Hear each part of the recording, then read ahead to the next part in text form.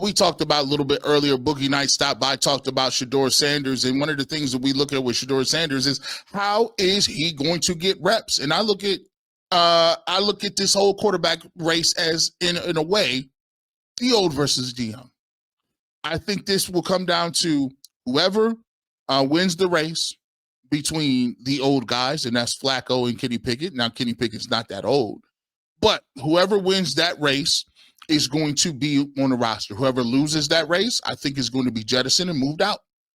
We talk about what's going on with, Dillon Gabriel, as well as Shedeur Sanders. I think, a lot of what's going to happen, and people don't get this twisted. Rookie minicamp means something. Shedeur Sanders, in order to be in this race, is going to have to outperform Dillon Gabriel in the rookie minicamps. I think they're going to take a lot to look at that. I think they're going to look at specifically who's commanding the huddle, who's between two guys that are very accurate, who is the most accurate in their deep passing, who makes the least amount of mistakes. I think Kevin Stefanski is going to look at the guy who has the least amount of turnovers, the least amount of mistakes, who can grasp the playbook the best, and who has the command of the huddle in terms of what they're going to look at in the pecking order. For Shedeur, he's going to have to outplay Dillon Gabriel. Dillon Gabriel, look at the evaluations. A lot of people are saying, look, I look at him as a slightly less version of Tua. Left-handed. He's a better athlete than people give him credit for. I went back and watched him against Ohio State the first game and the second game, looked at a lot of his tape going back to Oklahoma. He's a very accurate passer. We're going to see very early, though, is he going to be a professional guy? Is he going to be a guy that can make the professional throws to squeeze the ball into tight windows, that have enough zip on the ball? Can he see? Is he going to be able to find passing lanes to throw the ball? All those things are going to be very prevalent when you're talking about who's going to get that position. Now, look, Shedeur's going to get an opportunity, and he's going to get all of the attention. They're going to look and see, all right, Shedeur, is you balling out? Is you hitting your gimmies? Are you taking sacks? Are you getting the ball out on time? These are all things that they're going to be watching. Shedeur can't afford to be taking sacks. Dillon Gabriel can't be having balls batted down into the line of scrimmage. They're going to be looking for all of this. Interceptions. Yes, you want to make throws, but they're going to be counting those picks. Negative turnovers, guys understanding the playbook, getting them in the right audible, and having the pace when you're doing the rookie camp is going to be very important for that race moving forward. Because that guy who I think comes out of camp, who's winning that, is going to get the first crack at the reps. When you look at the older guys, I look at it like this. Joe Flacco doesn't need reps. They know what Joe's is. They know what Joe is able to do. Joe has the advantage on all of them because he looks at it, and you look at it and you say, well, Joe already has been in this offense before, a couple of years ago. Joe has name brand recognition. It's just as popular as you have Shedeur Sanders. Joe Flacco is just as popular. You go in the street and ask who should start week one, everybody's saying it's Flaccavelli. I don't know where this Kenny Pickett stuff. Kenny Pickett is behind the 8 ball as well. I know they gave up some stuff for Pickett, fifth round pick. He's going to have to come out and he's going to have to overbeat Joe Flacco. Let me explain. Joe Flacco is already the best at the play action. He's already the best at the play action. He has the name brand recognition. He also is in Stefanski's playbook. He already knows a lot of the concepts that they're running.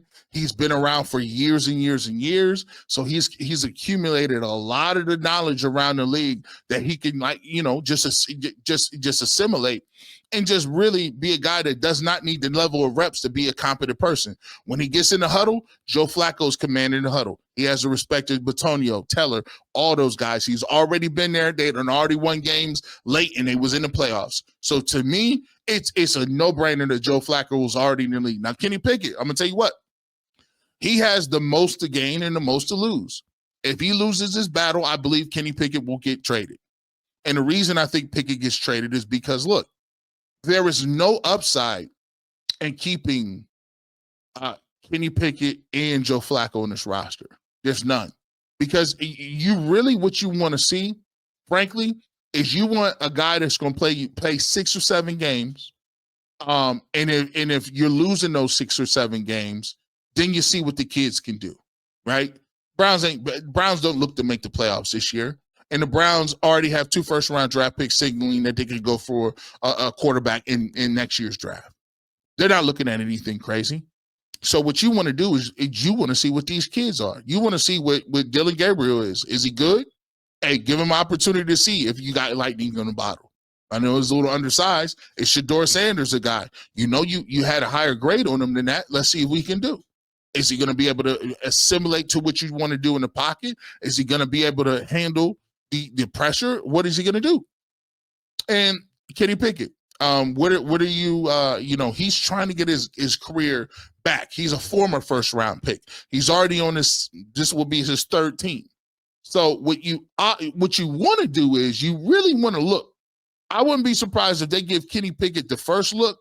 And if Kenny Pickett looked pretty good, I don't even think Flacco need reps like that. If Kenny Pickett looks pretty good, you could trade Kenny Pickett and get some of that draft capital back. Maybe you get a 4th round pick. Maybe you just get a 5th, right? They kind of did the same thing before with Dobbs and DTR. And then you duke it out with the young guys. Which one of the young guys is going to take the mantle? It's only 3 preseason games. I don't think Flacco takes that many snaps. I think this is very important to see what's going to happen. And I think the Browns are going to get a pretty good understanding of what's going on and who they got and whether or not they think they got something in these rookie mini camps. I'm going to tell you that right now. A lot of people is going to try to, poo-poo it and not. No, that is a direct battle. That is a direct battle to see how far along the kids are. And please believe me, they are talking behind the scenes saying, look, we need to figure out what we got. Do we got something or not? If they feel like they got something, listen, you're going to see a lot more reps from the young guys as well as should be. Because next year, you need to figure out if you need a quarterback or not. And I need to at least get Dillon Gabriel maybe 3, 4 starts. I like to get Shedeur Sanders 3, 4 starts. We need to figure it out. And there's no use playing Kenny Pickett and by the way, if you play all to me, let me just say this. If you play all the young guys and you get a high pick,